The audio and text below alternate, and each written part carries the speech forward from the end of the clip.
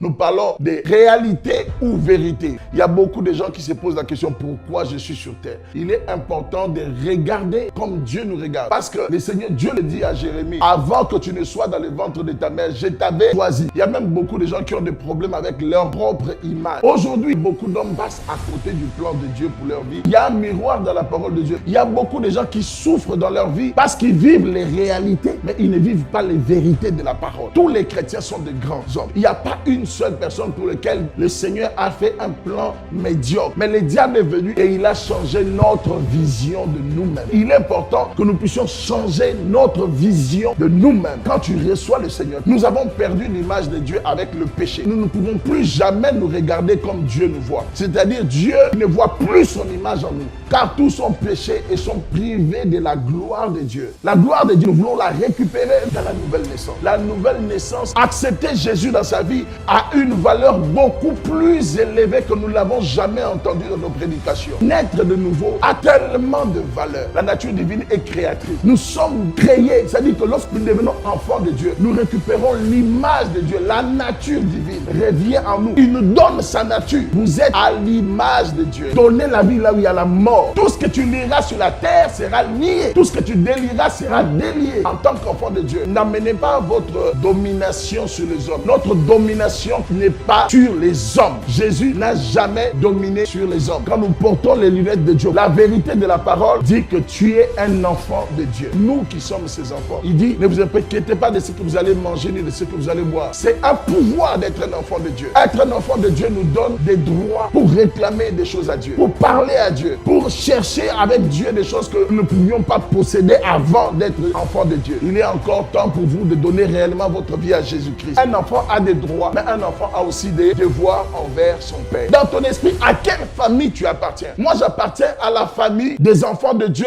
dans l'univers, et le sang qui coule maintenant dans mes veines, c'est le sang de Jésus-Christ de Nazareth. Beaucoup de gens vivent encore les malédictions de leur famille parce que simplement dans leur esprit, ils ont la foi aux malédictions de leur famille. La Bible dit, ce que tu crains, c'est ce qui t'arrive. La foi vient de ce qu'on entend. Il y a des gens, ils ont mis leur foi dans cette malédiction et ça devient leur réalité. Les réalités existent, mais les réalités ne sont pas des vérités. Mais l'Église enseigne très peu la vérité qui dit que quand je suis en Christ, le sang qui est dans mes veines maintenant, c'est le sang de Jésus et j'appartiens totalement à Christ. Le sang de Jésus fait son travail une fois pour toutes. C'est à nous maintenant de continuer à rester dans la vérité de la parole. Plus vous croyez en ces réalités, plus ça devient des réalités dans votre vie et vous allez vivre cela. Dans cette formation, il y aura deux choses importantes. Je crois, je proclame. Vous avez simplement besoin de vous réveiller le matin et de proclamer le sang de Jésus sur votre vie. La réalité existe parce que nous la rendons vivante. La réalité et la vérité s'opposent. Vous ne pouvez pas atteindre vos objectifs dans la vie si vous continuez à vivre dans vos réalités. Prêchez-nous la vérité de la parole qui brise les réalités. Jésus vient complètement effacer l'acte dont les ordonnances pouvaient nous condamner. Il suffit de choisir. L'œuvre de la croix est une puissance que nous ne mesurons pas réellement. Nous renversons les forteresses des pensées, des raisonnements. Jésus a tout fait pour que ta vie soit une vie de joie complète, une vie remplie de bonheur. Malheureusement,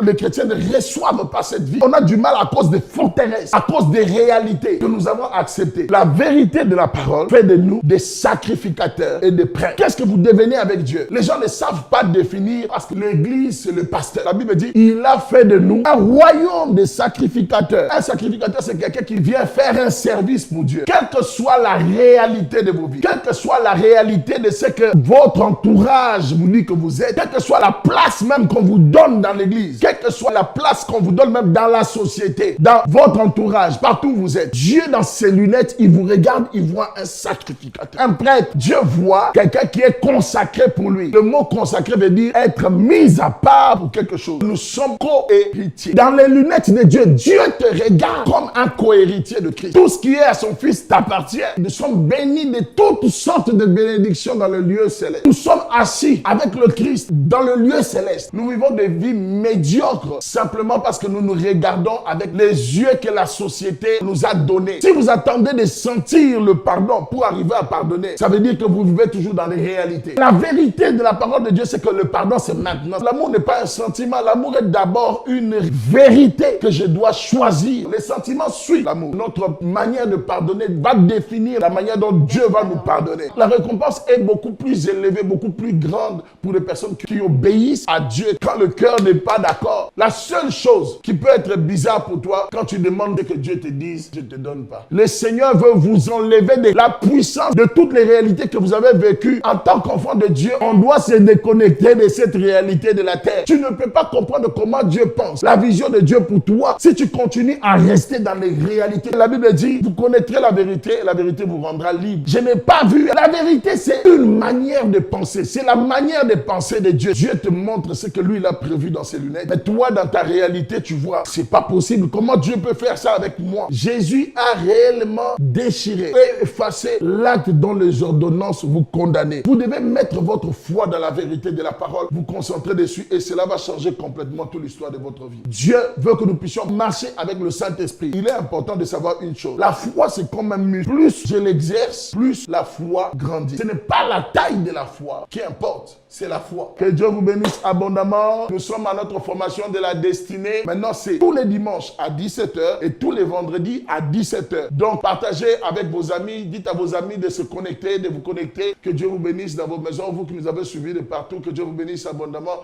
On se retrouve à partir de 17h pile.